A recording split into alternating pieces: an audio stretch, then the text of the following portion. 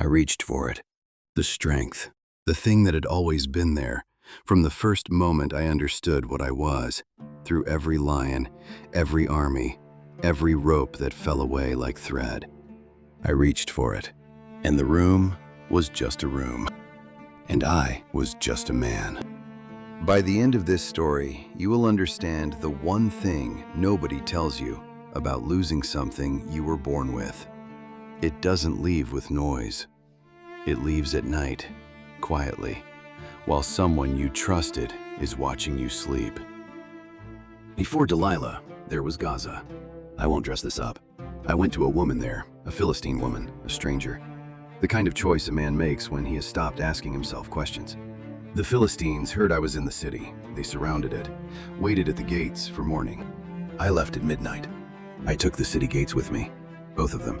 Posts, bar, everything. Carried them 40 miles to the top of a hill near Hebron. I set them down and kept walking. This is what my life looked like before her. Every trap, every ambush, every attempt, I walked through them all and kept going. Nothing reached me. Nothing touched the thing inside me. Then I went to the Valley of Sorek. Then I saw Delilah. I should describe what she was, not her face. Her face was its own argument, and I've spent enough time on it already. What she was still. Every woman I had known before her had wanted something from me immediately. My strength, my protection, my name. Delilah watched me the way you watch something you are not sure yet how to use. I found that interesting. That was my first mistake. There is a particular kind of danger that arrives without urgency. Every threat Samson had faced before Delilah had been loud. Soldiers, ropes, locked city gates, things that announced themselves. Delilah announced nothing. She simply watched and waited and made him feel, for the first time in his life, like he was the one being studied rather than the one being feared.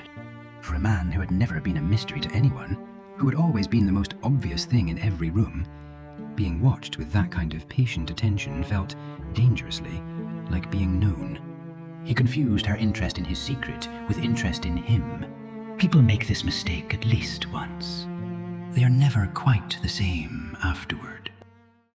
The Philistine lords came to her, 5 of them, 1,100 pieces of silver each. I found out later, much later. She started asking the same night, "Tell me where your great strength lies. Tell me how you could be bound." I told her the first thing that came to mind. 7 fresh bowstrings, never dried. She tied me while I slept. Men waiting in the next room. She called out, "Samson, the Philistines are upon you." I snapped the bowstrings like burnt thread. The men fled. She asked again. New ropes, never used. Same result. She asked again. Weave my hair into a loom.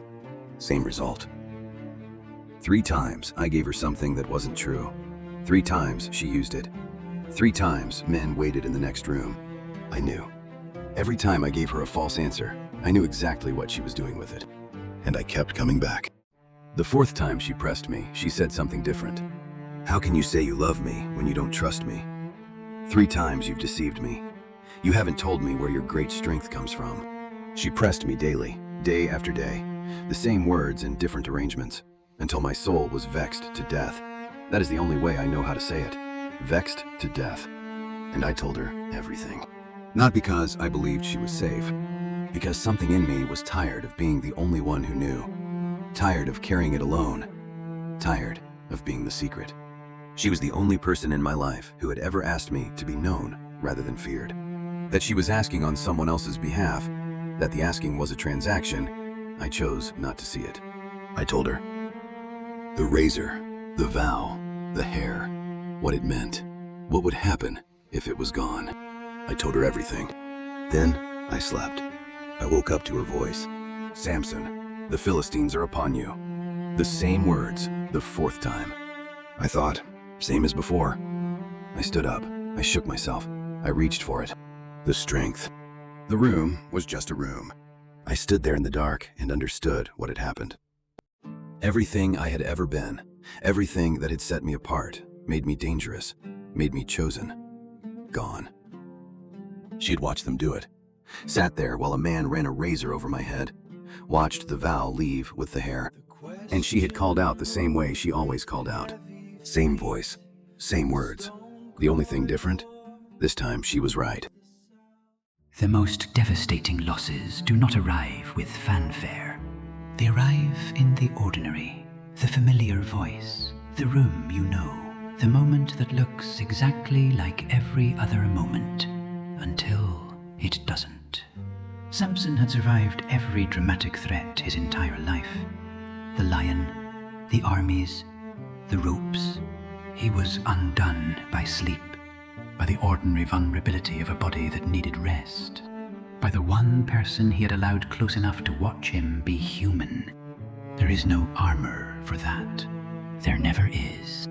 The people who reach us are never the ones we were guarding against. They bound me. Bronze fetters this time, not rope. They took my eyes. I won't tell you what that was like. Not yet. Like, share, and subscribe because you don't want to miss what comes next. The prison, the grinding, the darkness. That is where the story stops being about what I lost and starts being about what I found. There is a one-pager free guide in the description below. The thing I confused for being known. Read it and learn from me. Link is in the description below.